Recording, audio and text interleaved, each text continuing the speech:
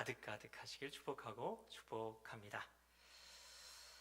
네, 오늘은 어떤 설교를 하면 좋을까 기도를 하는데, 먼저 그의 나라와 그의 의를 구하라는 그런 제목의 그런 말씀이 떠올랐습니다. 여러분과 함께 하는 그 시간 동안에 그의 나라에 대해서, 하나님 나라에 대해, 하나님 나라로 침노하는 것에 대한 말씀은 여러 번 드린 것 같더라고요. 그런데 그의 의를 구하라, 이 부분에 대해서, 그의 의에 대한 이 부분에 대해서는 뭔가 조금 부족할 수도 있었겠다 그런 생각이 들었습니다. 부족하지만 이게 한국에서 제가 18년간 목회를 하면서 느끼게 된 그런 신앙의 핵심 메시지들을 짧은 시간이었지만 전하려고 노력을 이렇게 시도를 했지만 역시 부족한 점에서 많이 부족했던 것 같은데요. 네, 주님께서 충분히 저를 필요한 만큼 사용하고 계시리라 믿는데요. 자, 우리는 이게 다 하나님의 자녀가 다 되셨잖아요. 다 되셨을 텐데, 하나님의 자녀가 근데 하나님의 의를 알지 못하면 이 말씀이 이상하게 들릴 수 있어요. 어떤 말씀이 이상하게 들리냐면, 의에 줄이고 목마른 자는 복이 있나니 라는 이 말씀 말입니다. 줄이다, 이거 배고픈 거잖아요. 목마르다, 이거는 이제 마실 게 없다는 거잖아요. 마치 아프리카의 상황과 비슷한 그런 건데요. 하나님의 자녀는 믿음으로 의롭다함을 받았잖아요. 그리고 오직 의인은 믿음으로 사는 건 알겠는데 왜 의를 위해서 목마르고 굶주리기까지 해야 되느냐, 그렇게 해야 된다고 근데 성경에 기록이 되어 있는 거죠. 성경에 기록만 안 돼 있어도 아멘하지 않아도 되는데, 성경에 기록되어 있으면 내 생각과 내 경험과 내 감정과 달라도 아멘 해야만 하는 게 참 이게 진리의 독특한 성격이죠. 그래서 의에 줄이고 목마른 자는 복이 있나니 그들이 배부를 것이며, 아멘이십니까? 네, 마태복음 5장 6절의 말씀인데요. 의는 하나님의 본성이라고 할 수가 있습니다. 본성이라는 건 그 대상만 가지고 있는 속성을 말하는데요. 그 대상에게만 속해 있는 그런 특성을 얘기하는 거죠. 예를 들면 구원받지 못한 인간의 본성이라고 하게 되면 죄인이고 죄의 노예라는 것들을 생각해 볼 수가 있을 텐데요.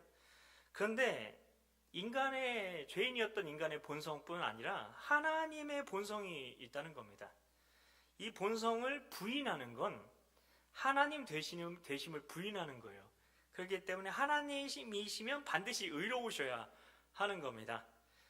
성경에서는 의롭다 이런 이런 동사를 사용하잖아요. 의라는 명사뿐 아니라 의롭다라는 동사도 사용을 하는데요. 이 말은 하나님과 내가 온전한 관계를 갖게 되었다는 뜻, 우리에게 적용하면 그 뜻이어서, 우리가 이제 하나님 앞에 나아갈 때, 우리 아까 찬양으로 계속 고백했는데, 하나님께 나아갈 때 이제 더 이상 하나님께 나아갈 때 두려움도 없이, 전혀 두려울 필요 없어요. 전혀. 그리고 죄책감을 가질 필요도 없어요. 그렇게 하나님 앞에 나아갈 수 있게 되었다는 뜻이기도 하고, 또는 하나님께서 인간을 창조하셨을 때에 인간을 하나님의 형상대로 창조하셨잖아요. 그것처럼 인간이 이제 하나님의 그런 본성을 나타내는 존재가 되었다는 것을 의미하는 것입니다.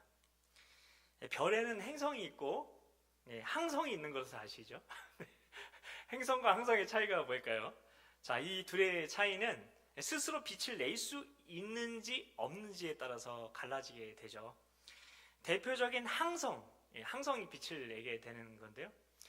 별이라고 합니다. 성경에는 별이라고 얘기하는데, 별은 스스로 빛을 내는 걸 별이라고 이야기를 합니다.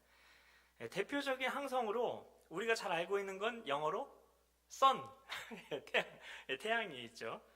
근데 항성이 아니라 행성이 있어요. 지구는 행성이죠. 스스로 빛을 내지 못해요.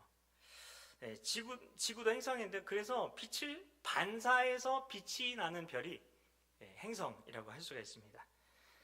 왜 하나님께서는 왜 항성이 아니라, 물론 태양 같은 데는 너무 뜨거워서 살 수 없겠지만, 왜 하나님께서는 항성이 아닌 행성인 지구에 살게 하셨을까? 그걸 한번 생각을 해봤으면 좋겠어요.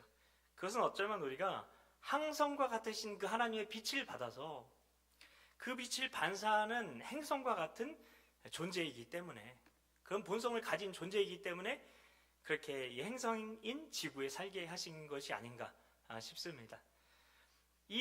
근데 이렇게 의에 줄이고 목말랐던 사람이 성경에 나오고 있는데요. 대표적인 인물이 누구일까요? 다루 시작합니다. 다시 다윗입니다. 그는 밧세바와 간음하는 간음죄에다가 밧세바의 남편을 요압 장군을 통해서 청부살인하는 살인교사죄까지 저질렀죠. 아주 악질인 죄를 저질렀는데요. 근데 그런 죄를 짓고도 하나님 앞에서 아무 문제가 없는 것처럼 아주 뻔뻔하게 예배를 드리며 그렇게 살았던 영적인 죄를 짓기도 했습니다. 그게 다윗이요. 그런데 그런 그가 시편 51편에서 시를 썼는데요. 이 시에서는 왕으로서의 지위가 자기가 저지른 죄 때문에 흔들릴까, 그리고 이스라엘의 1대 왕이었던 사울 왕처럼 자신이 쫓겨날까, 이렇게 두려워하는 모습이, 자리에 연연해하는 모습이 전혀 나오지 않습니다. 그는 왕으로서의 지위가 아니라 하나님 앞에서 의롭지 못했던 자신의 영적인 상태 때문에 괴로워하면서 깊이 회개했습니다. 그는 자신을 통해서 하나님의 성품이 드러나야 하는데, 그게 자신이 하나님의 의로서 살아간다는, 자신의 그런 본성대로 살아가는 그것인데, 그렇게 하지 못한 그 괴로움을 가득 담아서 회개하는 시를 썼는데, 그게 바로 시편 51편이었다는 것입니다. 사도 바울 또한 빌립보서 3장 10절에서 내가 그리스도와 그 부활의 권능과 그 고난에 참여함을 알고자 한다고 하면서, 그런 자신의 삶을 통해서 내가 죽고 예수로 사는 그 삶에 대한 갈망을 쏟아냈습니다. 의에 줄이고 목이 마르다는 또 다른 의미가 있는데요. 그것은 하나님께서 우리에게 주신 소명에 따라 살아가고자 할 때 우리에게 부어지는 마음입니다. 하나님께서 우리에게 주신 소명에 따라 살기를 간절히 갈망하며, 정말 소명에 따라 살아가기를 간절히 갈망하면서 의에 줄이고 목마른 심정으로 심지어 고난도 각오하며 살아가야 한다는 것입니다. 그런데 우리는 열심히 헌신하고 봉사하면 된다는 정도로 생각을 하고 있을 수 있다는 겁니다. 그러나 하나님께서는 우리를 지으신 목적을 이루고자 하는 마음, 하나님께서 우리를 지으신 목적을 이루고자 하는 마음이 소명인데, 그 소명을 우리 심령의 씨앗처럼 다 심어 두셨다는 것입니다. 이게 의에 줄이고 목마른 마음입니다. 이게 바로 사명자의 마음인 거죠. 아까 목사님께서 2부 예배 때, 1, 2부 예배 때 설교하신 그 마음입니다. 단순히 내가 의롭다움을 받았으니까, 그래서 하나님 자녀가 됐으니까, 구원 받았으니까 교회에서 열심히 헌신하고 봉사하자는 정도가 아니라는 겁니다. 그런 식으로 자신을 몰아붙이고 너 그렇게 열심히 해야 돼, 열심히 봉사하고 헌신해야 돼, 열심히 헌금도 해야 돼, 그런 식으로 몰아붙이는 것은 율법주의고 하나님께서 원하시는 하나님의 자녀의 삶이 아닌 거고, 그것은 그 의롭다, 성경에서 말하는 그 의가 아니라는 것입니다. 우리는 소명을 이루기 위해서 자신의 정체성을 제대로 깨달아야 하는데요. 그래야 하나님의 의에 줄이고 목마른 삶을 살아갈 수가 있기 때문입니다. 우리는 나를 스스로 누구라고 생각하고 있는지, 남이 나를 누구라고 불러주는지에 따라서 인생을 살아가게 되는데요. 정체성은 이렇게 형성이 돼요.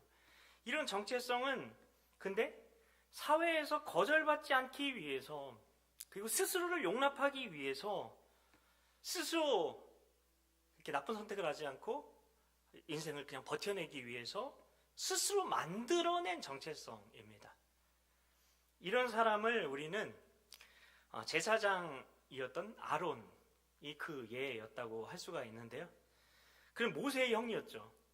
그리고 말을 잘 못하는 모세 대신에 하나님의 말씀을 대신 선포하는 일을 하기로 하나님께 선택받았던 사람이었습니다. 그런데 모세가 자리를 비운 사이에 백성들의 눈치를 보느라, 백성들에게 거절받지 않으려고, 백성들에게 인정을 받으려고 그들이 하자는 대로 합니다. 그는 군중의 압박을 견디지 못한 거죠. 그는 하나님께서 세우신 영적인 지도자, 하나님께서 세우신 영적인 지도자라는 정체성 대신에, 주님의 종이라는 정체성 대신에 주님 갈등을 피하는 평화주의자, 백성들의 말을 잘 들어주는 리더라는 정체성을 선택한 겁니다. 백성들은 모세가 불타는 것 같은 시내산에 들어간 이후로 모세가 자리를 비웠는데 40일 주야로 내려오질 않는 거예요. 그 모세가 이제 자기들이 이끌고 가나안 땅으로 가야 할 그 모세가, 지도자였던 모세가 그 하나님의 사람, 하나님과 연결된 어떻게 보면 완전한 유일한 그런 연결고리인 그 모세가 40일 동안 내려오지 않는 겁니다. 근데 그 모세가 올라갔던 그 시내산이 어떤 모습으로 40일 동안 백성들에게 40일 밤낮으로 보였냐면, 산 위에 여호와의 영광이 이스라엘 자손의 눈에 맹렬한 불같이 보였다라고 출애굽기 24장 17절에 기록이 되어 있는데, 영어로 보면 consuming fire라고 되어 있습니다. 완전히 삼킬 것 같이 타오르는 그 맹렬한 불을 얘기하는 겁니다. 그렇게 보여서 얼마나 40일간을 시내산을 쳐다보았을 때 얼마나 두려웠겠습니까? 그 백성들이. 그런데 그런 백성들을 진정시키려고 아론은 그들이 하는 말을 듣지 않아서 발생하게 될 그 갈등을 피하려고 그들의 요구대로 금송아지를 만들어 준 겁니다. 하나님께서 금지하신 우상 숭배를 대제사장이 하도록 길을 열어준 거죠. 하나님께서 우리에게 부여하신 그 정체성이 아니라, 그 아론에게 부여하신 정체성이 아니라, 사람들의 눈치를 보면서 사람들의 인정을 받으려고 그 사람들에 의해서 부여된 그 정체성을 선택해서 살아간 거죠. 여러분, 직장에서 그 친구들 사이에서 그런 어떤 정체성에 대한 갈등이 있지 않습니까? 내가 그리스도인인데 그 직장에서, 그리고 친구들 사이에서 그 정체성에 대한 그런 갈등 말입니다. 예를 들면 아론이 두려움 때문에 금송아지를, 그 우상숭배하는 건데 그걸 눈 감아준 것처럼 회사 내에 부조리가 있어요. 비윤리적인 관행들이 있어요. 이걸 거절하지 못하는 경우가 그런 예일 것입니다. 여러분 잘 보고 있죠? 지금 뉴스에서 나오고 있죠? 분명히 시켜서 했는데 이게 비윤리적인 거를, 그 옳지 않은 거를 알고 행한 사람은 다 책임을 지금 다 묻고 있잖아요. 그걸 거절하지 못하는 것, 그것도 죄라는 것입니다. 나도 타협하는 거예요. 하나님의 가치관은 정직과 공의인데, 그런 것들과 충돌되는 업무 지시인데, 사회생활이니까 어쩔 수 없어 라고 타협하는 겁니다. 이런 경우 나의 정체성은 거절하지 않는 사람, 조직의 관행을 잘 따르는 사람, 예스맨이 되게, 예스맨, 이게 나의 정체성이 되는 거예요. 내가 선택하는 겁니다. 또 어떤 경우는 나의 직책이나 연봉이나 성과를 나와 동일시하는 경우도 있을 거예요. 업무의 실수나 실패인데, 그냥 단순한 업무의 실수나 실패인데 그것을 나의 존재 자체가 실패하는 것처럼 받아들여서 과도하게 좌절하는 겁니다. 그러니까 어떻게 돼요? 동료가 잘 되는 걸 축하해 줄 수가 없어요. 그리고 질투하고 경쟁자로 여기고 내 자리를 위협하는 것처럼, 그리고 그 경쟁에서, 승진 경쟁에서 뒤처지는 것처럼 불안해할 수밖에 없습니다. 하나님의 인정보다 직장 내 평판이 내 삶을 결정한다고 믿는 겁니다. 이런 경우 내가 만들어낸 정체성은 뭐가 될까요? 일 잘하는 곽대리, 실적 1위 곽대리, 우리 회사의 핵심 인재 곽대리, 이런 것이 되겠죠.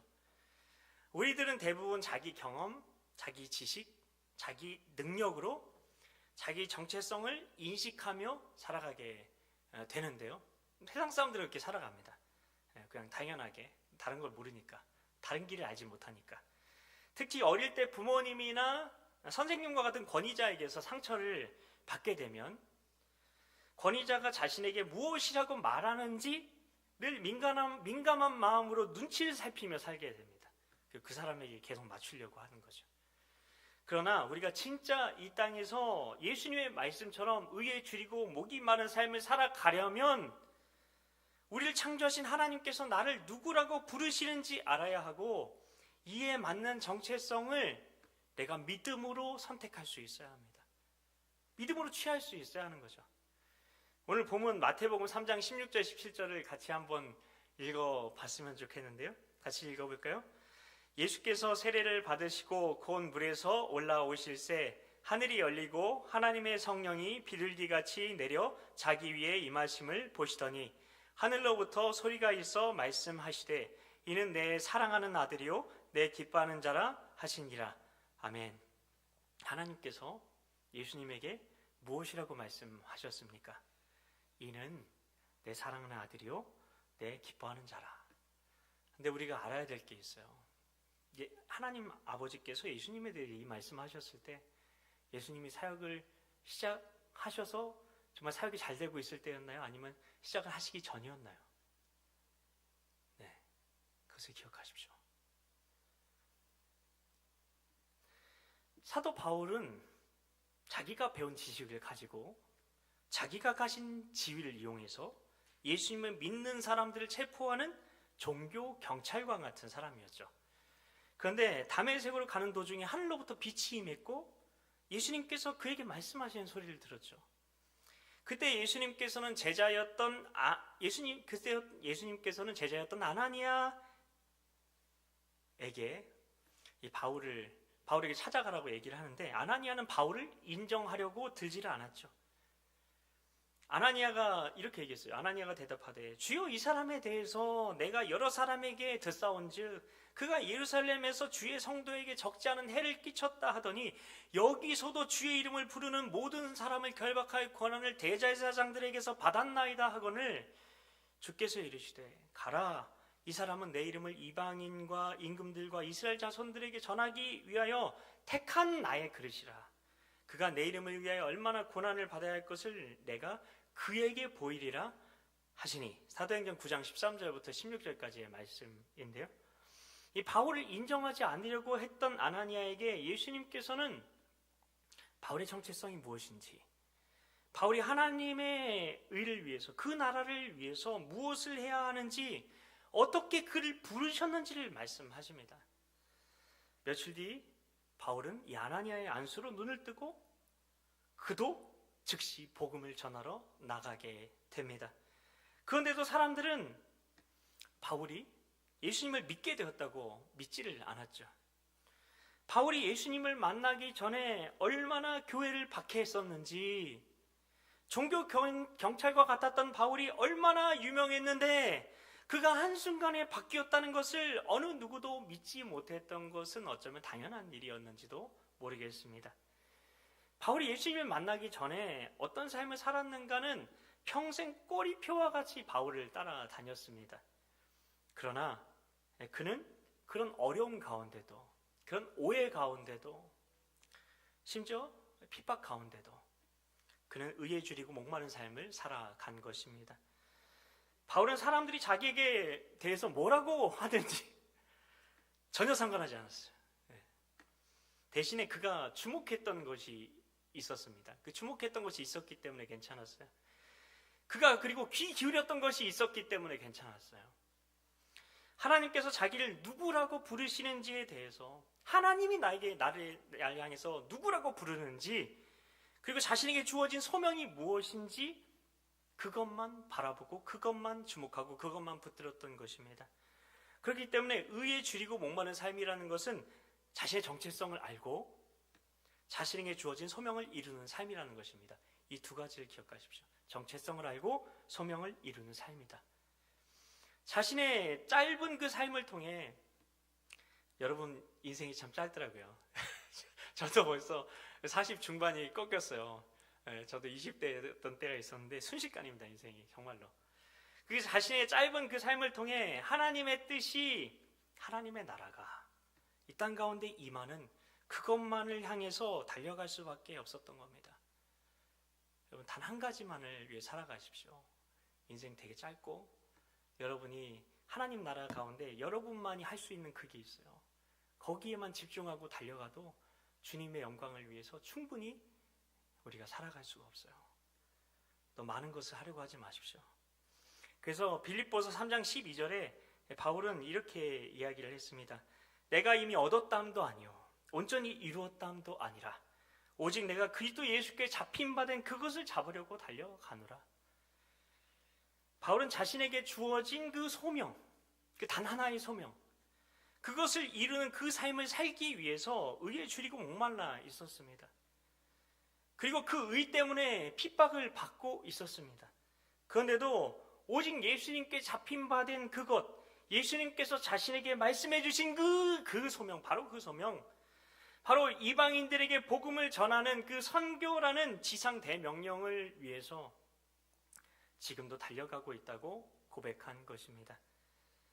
형제들아, 나는 아직 내가 잡은 줄로 여기지 아니하고 오직 한 일, 즉 뒤에 있는 것은 잊어버리고 앞에 있는 것을 잡으려고 표대를 향하여 그리스도 예수 안에서 하나님이 위에서 부르신 부름의 상을 위하여 달려가노라.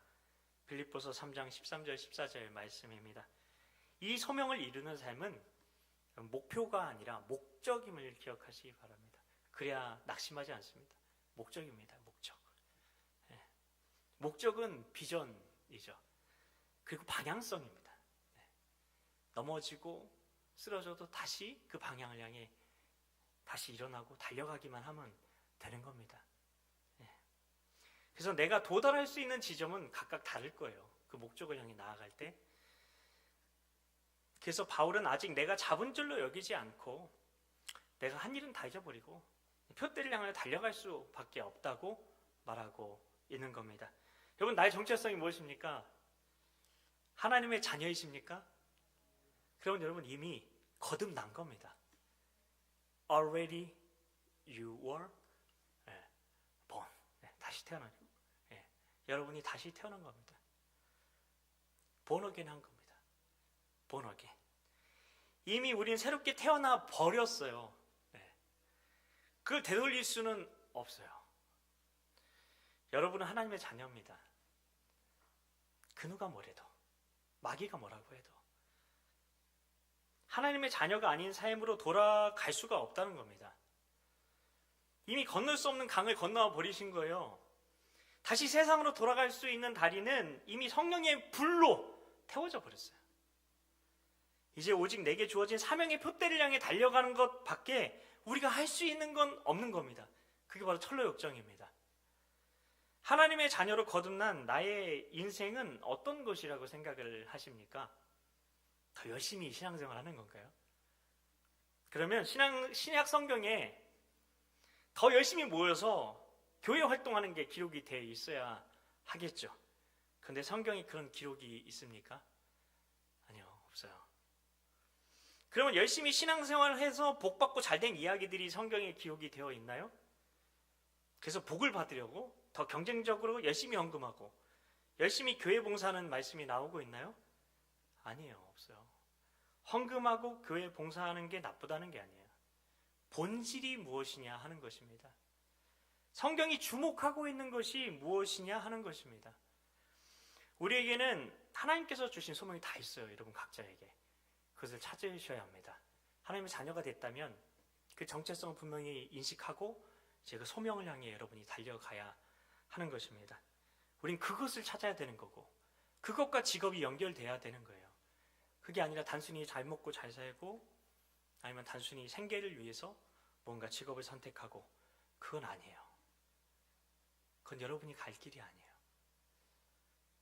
그 목적을 이루기 위해서 그 소명이라는 목적을 이루기 위해서 여러분이 살아가야 하는 것입니다. 나를 통해 하나님께서 어떤 하나님의 뜻을 이루기 원하시는지 그 소명을 찾고 그 소명을 향해 달려가는 삶을 살아가야 하는 것입니다. 오늘도 우리는 표대를 향하여 하나님께서 위에서 부르신 그 부름, 그 상을 향하여 달려가는 인생이 되어야 합니다. 여러분, 시골 의사의 복음이라는 책이 규장에서 나왔는데요. 목사님이 아니라 일반 의사로서 자기 일터와 삶 속에서 하나님의 소명을 발견하고 그 소명을 향해 달려가는 삶을 살고 계신 의사 선생님이 쓰신 책입니다. 시골 의사 선생님은 해양대학교를 나오셨어요. 그리고 조선소에서 당연히 그 코스니까 해양대학교하고 조선소로 가서 그래서 직장 생활을 하셨는데요. 직장 생활에서 특히 술 마시고 노래방 가는 회식 문화가 자꾸 마음에 걸리는 거예요. 하나님이 보고 계시는데 술을 마실 수가 없는 거예요. 그래서 술을 마시지 않고 그 자리에 참석하면서 대리운전을 해주는 식으로 믿음을 지키려고 노력도 했는데요. 그러다가 세상이 너무 끔찍하게 여겨져서 목사님이 돼야 되겠다. 그러면 그걸로부터 자유롭게 될 수 있겠지 싶었지만 영혼을 사랑하는 마음으로 목사가 되려는 게 아니라 세상이 싫어서 도망치려는 그 마음 때문에 목사를 직업으로 선택하려고 했다는 것을 깨닫고 회개하십니다. 그러면서 세상이 비록 지옥 같아 보이고 심지어 엑스밭 같이 냄새가 나는 엑스밭 같이 여겨지지만 그냥 나는 여기 남아서 견뎌내는 게 주님의 뜻이라고 깨닫습니다. 그리고 세상 사람들이 응을 덜 묻히려면 그 밭에서 함께 굴러주자. 함께 굴러주자. 그들과 함께 굴러주자 결단하고 의사로서의 삶을 통해서 하나님께서 세상에 원하시는 일을 하기로 결단을 한 겁니다. 하나님의 자녀로서 세상에서 의사로 살아가면서 그는 자신의 말을 듣지 않는 고집스러운 할머니, 할아버지 환자들, 마주치고 싶지 않은 성도들, 생각이 다른 가족과 직장 동료와 이웃 친구들이 살아있는 맷돌이라고 생각하신다고 말씀하셨어요. 이들이 자신의 자아를 예수님을 닮은 고운 가루로 만들어주는 살아있는 맷돌이라고 믿고 살아간다고 말씀하십니다. 우리는 하나님께서 위에서 부르신 그 소명을 향해서 그 소명을 위해서 달려가는 인생을 살아가야 하는데 이 삶을 살지 않고 여전히 자아에 묶인 채로 주님께 문제 해결만 해주시길 바라는 삶, 그 자기를 벗어나지 못하는 삶, 과거와 미래에 묶여서 현재라는 소명, 내가 지금 살고 있는 건 현재라는 지금 이 순간인데 그것을 살지 못하고 그 소명을 이룰 수 있는 이 현재라는 그 시간을 살아내지 못하는 너무 안타까운 삶을 살아가고 있지 않습니까? 어쩌면 우리는 이런 말들을 할 수 있어요. 부모님 때문에 못해요. 취업 때문에 못해요. 상처 때문에 못해요. 결혼 때문에 못해요. 깨어진 관계 때문에 못해요. 평생 그러면서 문제에 매여서 기도하고 있지 않느냐 하는 겁니다. 하나님 나라의 놀라운 은혜는 하나님 안에서 내가 누구인지를 깨닫고 하나님께서 주신 소명을 따라 나아갈 때 하나님께서 모든 것을 해결해 주신다는 것입니다. 이게 바로 먼저 그의 나라와 그의 의를 구하라. 그리하면 이 모든 것을 너희에게 더하시리라는 말씀인 겁니다. 여러분, 뒤에 있는 것들은 다 잊어버리십시오. 뒤에 있는 건 소명이 아닌 것들을 말하는 겁니다. 소명만 바라보면 그 나머지는 다 뒤에 있는 것들이 되는 거죠. 그리고 그 소명 때문에 의에 줄이고 목마른 삶을 살아가십시오. 우리는 내 문제를 해결받으려고 하나님을 필요로 하고 하나님을 이용하는 존재가 아니죠. 그건 종교인이고 세상 사람들 누구나 다 합니다. 그게 아니라 우리는 하나님의 자녀입니다. 하나님의 자녀죠. 이것이 우리의 정체성입니다. 흔들리시면 안 됩니다. 하나님의 자녀로서 하나님의 소명에 붙들려서 하나님의 뜻을 내 삶 가운데 하나님께서 나를 보내신 그곳 가운데서 이루어내려는 그 소명에 붙들려서 의에 줄이고 목마른 자로 살아가야 하는 것입니다. 저 역시도 열심을 가지고 신앙생활을 하면서 살아왔어요. 모태신앙, 태어나면서부터 교회에 다니고 있었고요. 그러나 소명 없는 신앙생활을 하면서 살아왔어요. 누구도 말해주지 않더라고요. 소명을 위해서 살아야 된다는 말을. 그냥 구원 받았으니까 그냥 신앙생활 열심히 하면 나중에 천국 간다. 그런 얘기만 들으면서 그냥 교회만 왔다 갔다 그런 삶을 살았죠. 근데 마침내 하나님께서 찾아오셔서 저를 새롭게 해주시는 일이 있었는데요.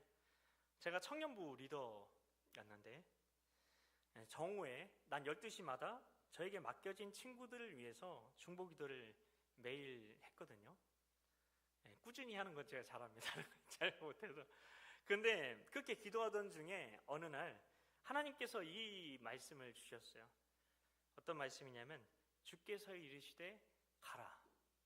이 사람은 내 이름을 이방인과 임금들과 이스라엘 자손들에게 전하기 위하여 택한 나의 그릇이라.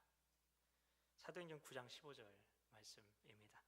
이 말씀은 사도 바울에게 주신 말씀이거든요. 열방의 선교사로 하나님께서 보내시기로 마음을 먹으시고 바울에게 주셨던 말씀인데 내성적이고 제가 내성적이잖아요. 그래서 저 1대 다의 관계는 잘 못합니다. 1대1로 만나면은 좀 친근하게 잘 하는데 좀 어려워요. 좀 변하지가 않더라고요. 그리고 해외여행은커녕 제주도도 한 번 못 가본 저에게 이런 말씀을 청년인 시절에 저에게 주신 거예요. 도저히 믿을 수가 없었죠. 그런데 제가 중앙성결교회 옆에 있는 중앙성결교회 청년이었는데 근데 그때 담임 목사님께서 하셨던 말씀 중에 하나님께서 주신 말씀의 음성이 분명하면 믿어지지 않아도 마음에 새기고 담아두고 있으라는 말씀을 하셨던 것이 기억나서 그냥 마음에 새겨두고 담아두기만 했었습니다. 그런데 그 소명을 마음에 새기고 나아가니까 마음에 제 인생에 심고 나아가니까 마침내 제 나이 44세 죽을 사자가 2번 세상에 대해서 욕심에 대해서 완전히 죽게 된 나이가 되었는지 하나님께서 저를 선교사로 약속하신 말씀대로 불러주신 겁니다. 형제자매 여러분, 말씀을 마치겠습니다. 하나님께서 우리 한 사람 한 사람을 우리를 한 사람 한 사람으로 창조하신 목적이 있다는 것을 기억하시면 좋겠습니다. 여러분 한 사람 한 사람에게 이루어야 될 각자의 특별한 소명을 주시기 위해서 그렇게 하신 것입니다. 하나님께서는 우리 한 사람 한 사람을 통해서 나를 통해서 나만을 통해서 이루시기 원하시는 하나님의 뜻을 가지고 계신 겁니다. 우리가 하나님께 나아가면 여러분이 기도로 나아가면 하나님께서는 그 소명이 무엇인지 부족한 저에게도 말씀해 주셨잖아요. 그러면 여러분에게도 반드시 말씀해 주실 겁니다. 그럴 때 우리는 하나님의 자녀인 나의 정체성을 다시금 깨닫게 되고 뒤에 있는 것은 잊어버리고 그 사명이라는 그 소명이라는 의에 줄이고 그것을 향해 의에 줄이고 목마른 자로 이 소명이라는 의 때문에 고난을 겪어도 표대를 향하여 달려가는 자로 가장 멋지고 놀라운 인생을 살게 되시리라 믿습니다. 우리 나를 지으신 주님 같이